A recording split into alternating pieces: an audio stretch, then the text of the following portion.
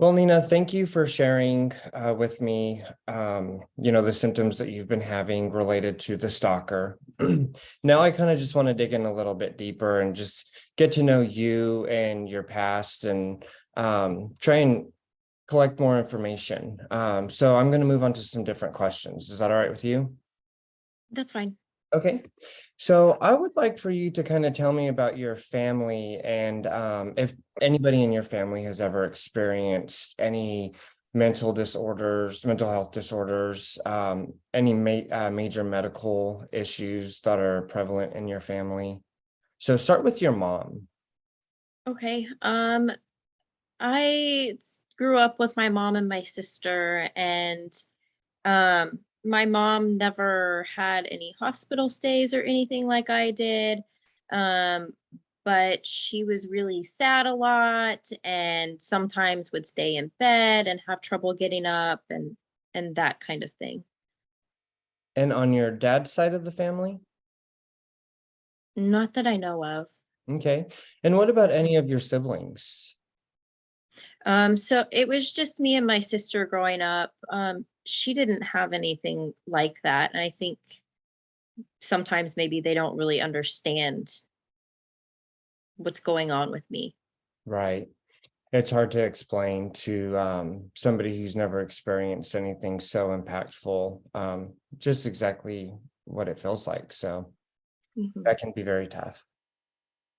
So, what about your mom's parents or your dad's parents? Do you know anything about them or their siblings? Just my grandparents growing up, but they were just your normal grandparents. Okay. Nothing out of the ordinary, really. Okay. And what about you? So I know that you said that you started seeing your stalker a few years ago. Mhm. Um, Have you ever been through any major medical issues, any accidents, anything like that? Um, no medical issues or anything. And I was in a car accident, but really it wasn't that bad. Okay. So when you say it wasn't that bad, can you elaborate a little bit more on that? Did you have to go get checked out? Did you hurt Um, yourself? I mean, I got checked out, a minor concussion, but that was it. Nothing broken or anything.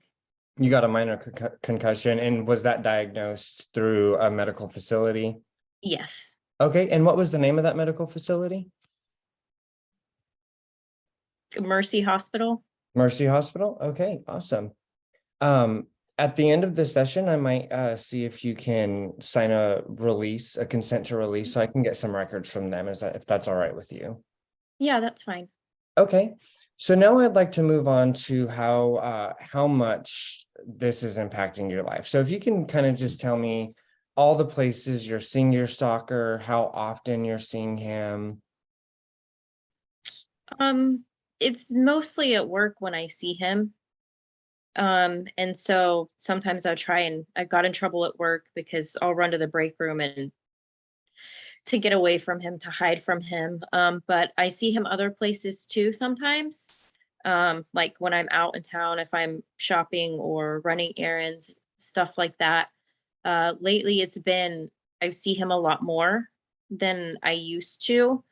Sometimes I'll see him a couple times a day, and then I won't see him for a day or two, and then I'll start seeing him again. Okay. This is a lot of great information, and I really appreciate you sharing that with me. I know it's hard to open up sometimes. During our next session, I'll probably dig in a little bit more as long as that's all right with you. Yeah, that's fine. All right. Thank you. We'll see you next time. Thanks.